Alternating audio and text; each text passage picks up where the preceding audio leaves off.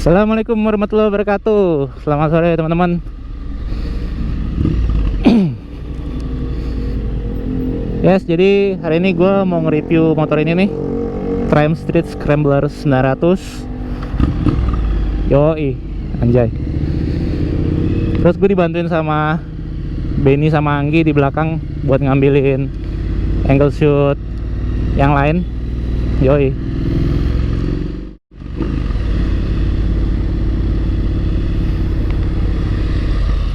Iya anjing, dipotong gua. Iya, ngeri.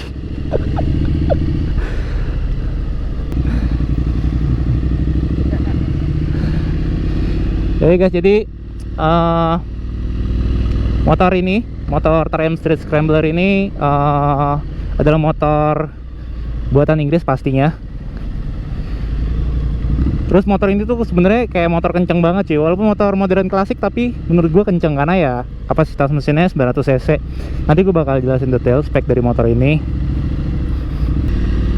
Dan Thomas jarang banget riding motor ini, jadi ya memang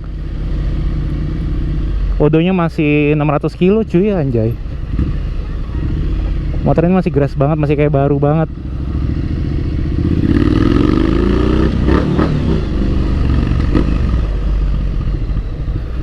Terus modifan di motor ini sebenarnya belum terlalu banyak. Jadi motor ini tuh baru diganti knalpotnya. Jadi knalpotnya udah bukan standar. Terus knalpotnya pakai Zart kalau nggak salah. Terus yang gue lihat sih tadi joknya juga udah diganti, bukan standar asli. Terus spionnya juga udah ganti bar end, pakai merek Triumph sih, box. Yang lain-lainnya gue lihat kayak ada cover buat headlampnya. Itu doang sih setahu gue, belum ada yang lain, tapi ntar kita lihat detail. Jadi ya memang motor ini menurut gue sih keren banget. Dari mesin ya menurut gue 900 cc udah cukup banget lah buat konfigurasi mesin yang menurut gue kayak lo suka kenceng. Terus nyaman banget. Jadi ya memang motor ini adalah generasi kedua dari Scrambler yang dikeluarkan oleh Triumph. Jadi setahu gue tuh Scrambler pertama kali keluar tuh tahun 2006, generasi pertamanya, sampai dengan tahun 2016. Terus 2017 kesini itu yang generasi kedua, yang ini motornya. Terus habis itu ada Triumph Scrambler 1100 ya kalau nggak salah. Gue nggak tahu apakah itu generasi ketiga atau bukan. Yo iya, seperti yang kalian lihat, memang motor ini tuh ganteng, gak ada obat cuy.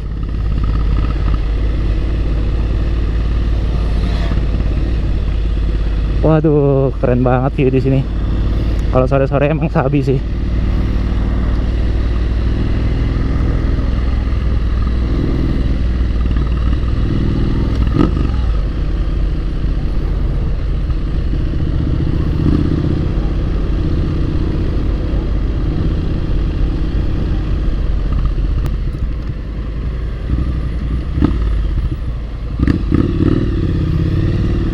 Ya, udah lumayan gelap sih. Oke, mungkin kita mampir bentar lah ya buat berhenti terus nge-review ini motor. Ntar kita balik lagi. Oke guys, jadi gue mau bahas sedikit sih sebenarnya, lebih nge-review lebih detail lagi tentang motor ini, spesifikasinya kayak gimana. Jadi motor ini tuh adalah generasi kedua dari Triumph. Jadi generasi pertama itu kalau nggak salah 2006 sampai 2016. Terus ini adalah generasi kedua dari 2017 sampai dengan 2019 kalau nggak salah. Habis itu ada generasi ketiga yang 1100 kalau nggak salah ya. Correct me if I'm wrong. Oke, terus habis itu jadi di generasi yang kedua ini Triumph itu lebih nampilin modern klasik. Kalau generasi yang pertama itu kan lebih klasik ya. Kenapa lebih klasik? Karena di generasi yang pertama kalau kalian perhatiin itu dia lebih banyak aksen chrome-nya cuy. Jadi aksen chrome itu hampir di setiap bagian mesin. Terus aksesoris di motornya, knalpotnya juga chrome kalau kalian lihat. Ntar gue coba tampilin gambarnya di video. Kalau di generasi kedua ini lebih banyak aksen warna gelap, alias warnanya tuh hitam cuy. Kalau lihat nih, lihat knalpotnya hitam. Ini sih sebenarnya aftermarket, cuman dia lebih banyak aksen gelapnya lah. Terus mesinnya juga gelap, hitam. Joknya ini juga sebenarnya ini udah diganti. Jadi joknya tuh bukan kayak gini aslinya. Ini udah diganti sama ownernya. Kalau kalian perhatiin jok yang generasi pertama itu sebenarnya malah kayak gini. Jadi flat.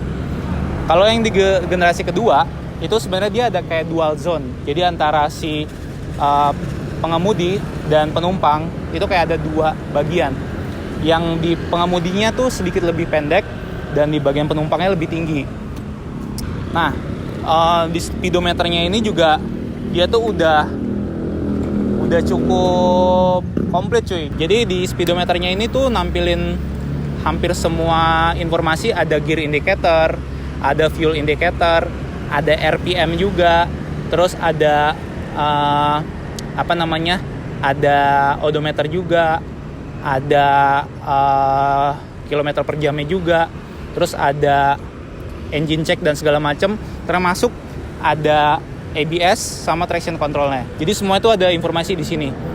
Di Triumph generasi kedua ini, perbedaannya sama Triumph generasi pertama juga. Di generasi kedua ini tankinya itu lebih kecil.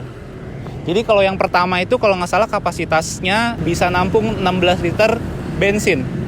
Jadi lebih gede kalau yang pertama. Nah kalau yang di generasi kedua ini itu cuma nampung sampai 12 liter cuy. Jadi lebih ramping lah, lebih kecil. Cuman memang sebenarnya itu juga lebih mengejar supaya gripnya tuh kalau misalkan lo kayak pas riding itu ini lebih berasa kayak lebih ngejepit gitu, lebih ngejepit anjir. Jadi lebih berasa lebih sporty sih sebenarnya. Jadi nggak kayak ngangkang banget ya kan. Oke, jadi konfigurasi mesinnya sendiri ini sebenarnya gue bilang kayak bukan motor lambat ya, bukan motor pelan. Mesinnya sendiri tuh 900 cc cuy, lumayan gede kapasitas mesinnya. Mesinnya tuh konfigurasinya parallel twin, 2 silinder. Terus dia udah pakai water cooler, jadi udah radiator. Ya menurut gue nih udah oke banget buat di Jakarta. Jadi makanya motor ini gue bilang nyaman banget.